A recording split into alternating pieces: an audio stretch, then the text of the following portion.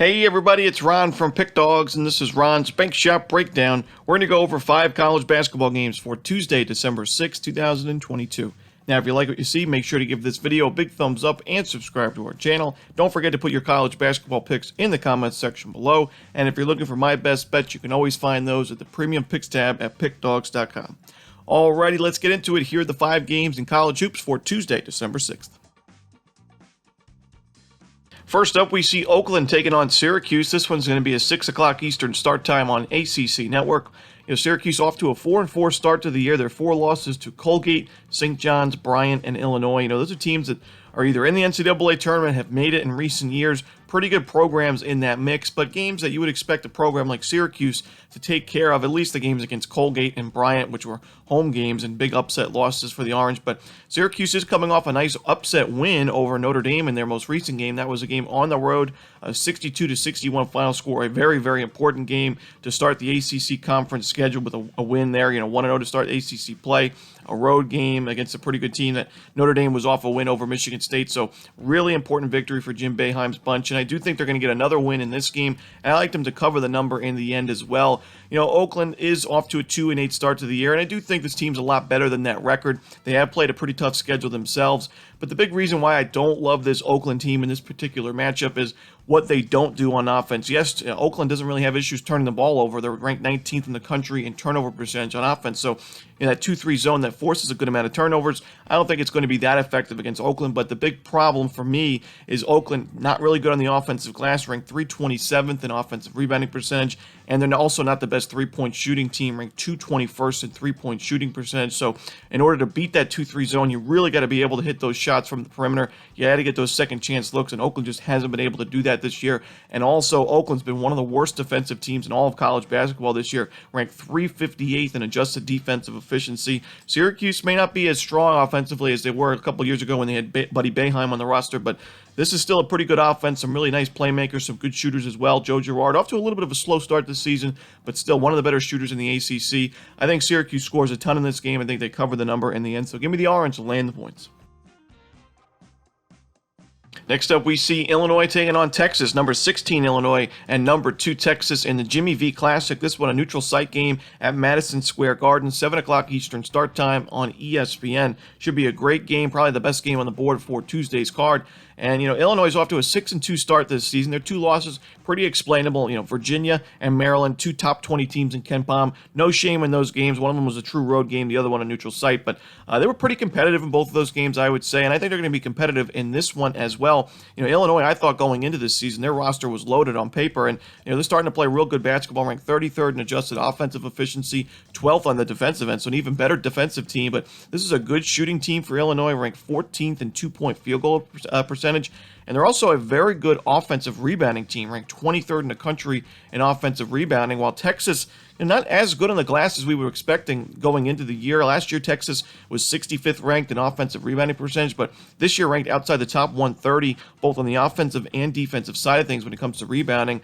Texas, we know, is going to play great defensively. Chris Beard, one of the more mastermind head coaches in terms of defense, and Texas is ranked 3rd in adjusted defensive efficiency already this season. They got 2 big wins over Gonzaga and Creighton, and they're playing great basketball, but this is their first non-home game. They played a semi-home game against Northern Arizona. The rest of those games were at home. This is the first neutral site game, and I think in a game that sets up to be a pretty close and pretty low-scoring defensive battle, getting those points with a talented team that can shoot the ball and get those second chance looks, pretty valuable in my eyes. I think Illinois hangs in this game, maybe even has a chance to pull off the upset, but I'm going to take the points here with Illinois in this one.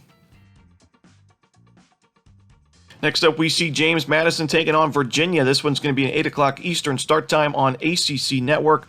I've mentioned a few times on the videos this year, I think Virginia's got to be one of the favorites to make the Final Four, if not win the NCAA tournament. They're off to a great start this season, 7-0. They're ranked 7th in KenPom, number 3 in the AP polls. They've got some big-time wins. Baylor, Illinois, Michigan, even the Florida State game. It's a down year for Florida State. It's still an ACC win nonetheless, and I like the way Virginia's playing, but the thing I've mentioned a few times also on the videos is with Virginia, Syracuse teams that implement those 2-3 zones or some kind of form of the zone defense, in order to beat them, you've got to be able to make those three-point shots, and you've got to be able to look for those second chance opportunities to be good on the offensive glass.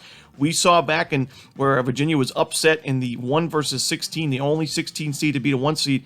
It was UMBC versus Virginia. The big reason why Virginia lost that game was UMBC caught fire from three-point range. They won 74-54. UMBC shot 12 of 24 from three in that game, 50%. And James Madison right now is ranked 6th in the nation in three-point shooting. So I do think that they're going to be able to attack this Tony Bennett defense and score some points in this one. They're also really good on the offensive glass, ranked inside the top 100 in offensive rebounding percentage. They get to the free throw line. They're a very good shooting team.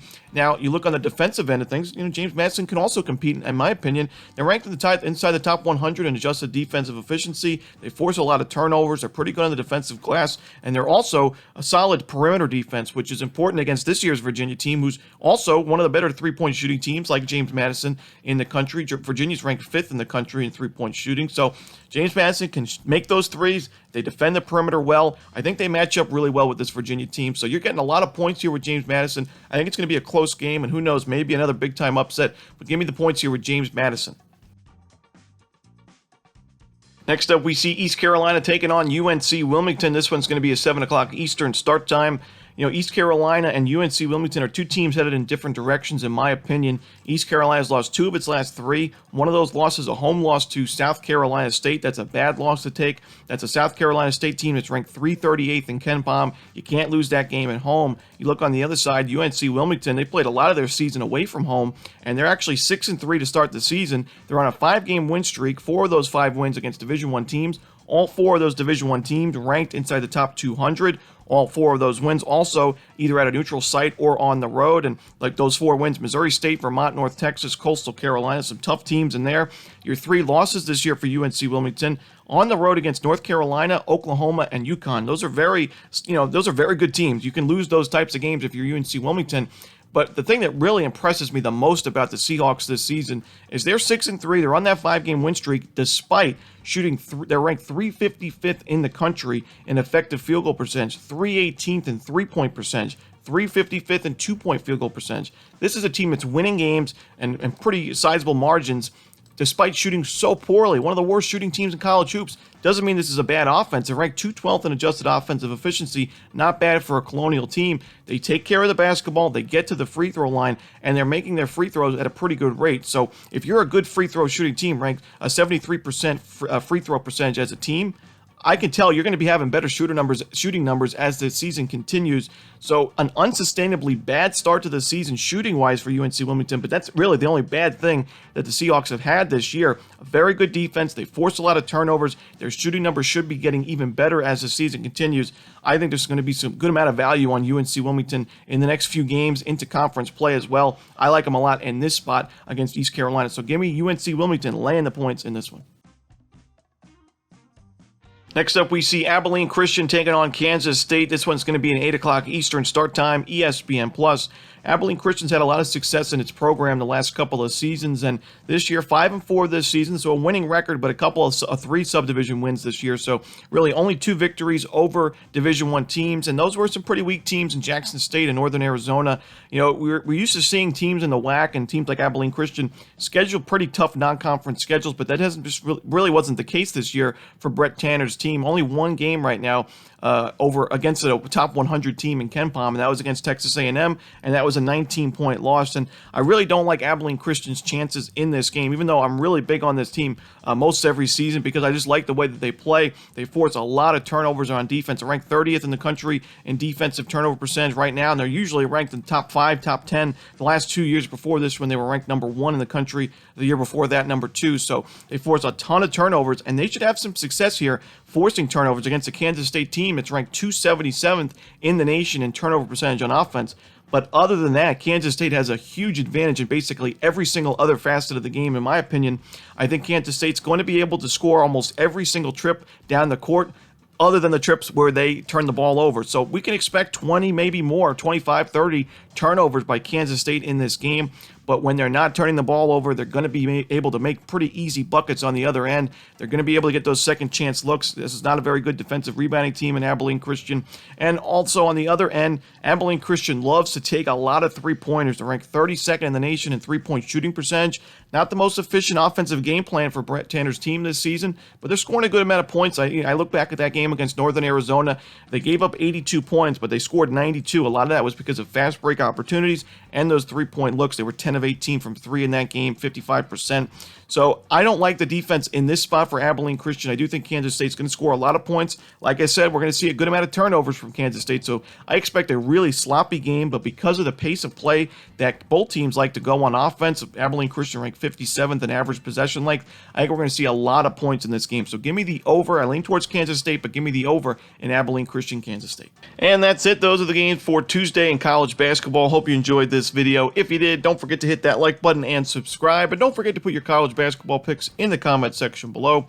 Again, if you're looking for my best bets, you can find those at Pickdawgz Premium. As always, this is Ron Romanelli. Good luck.